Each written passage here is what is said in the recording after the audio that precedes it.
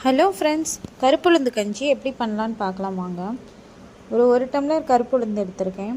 ஒரு அரை டம்ளர் பச்சரிசி மாவு எடுத்திருக்கேன். பச்சரிசி இருந்தால் கூட அது எடுத்துக்கோங்க. அது ஒரு பேனில் போட்டு லைட்டாக ரோஸ்ட் பண்ணுங்கள். ட்ரை ரோஸ்ட் பண்ணுங்கள். ரொம்ப ரோஸ்ட் பண்ணிடாதீங்க, கசக்கும். நான் ஆல்ரெடி ஒரு டைம் பண்ணியிருக்கேன், ஆனால் ரொம்ப ரோஸ்ட் பண்ணிவிட்டேன். அது எனக்கு கசக்க ஆரம்பிச்சிருச்சு, சாப்பிடவே என்னால் முடியல. அதை தட்டில் போட்டு நல்லா ஆற வச்சுருங்க.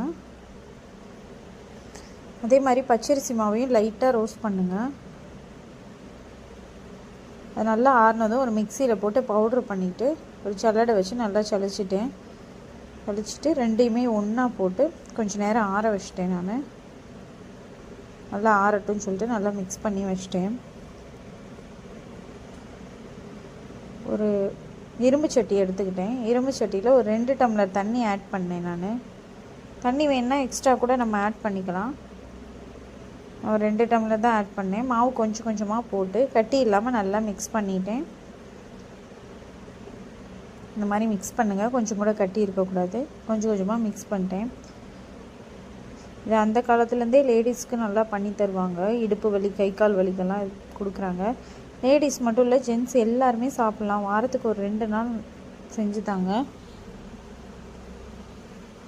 நல்லா மிக்ஸ் பண்ணிட்டு ஒரு கப் நாட்டு சர்க்கரை ஆட் பண்ணியிருக்கேன். நான் கருப்பட்டி கூட ஆட் பண்ணிக்கலாம். கருப்பட்டி, வெல்லம் எதுனாலுமே நீங்கள் கொஞ்சம் தண்ணியில் கரைச்சிட்டு ஆட் பண்ணலாம். இதில் எந்த டஸ்ட் எதுவுமே இல்லாதனால நான் அப்படியே டைரெக்டாக ஆட் பண்ணிக்கிட்டேன்.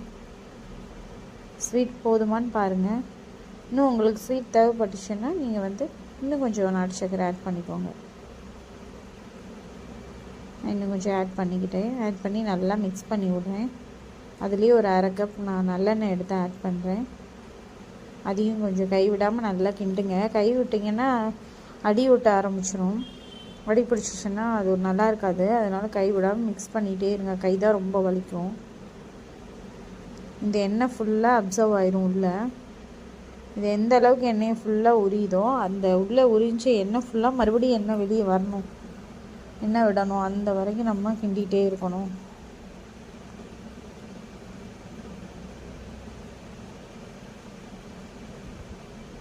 நல்லா மிக்ஸ் பண்ணுங்கள். எண்ணெய் எல்லாம் உறிஞ்சிருச்சு பாருங்கள் நல்லா உள்ள.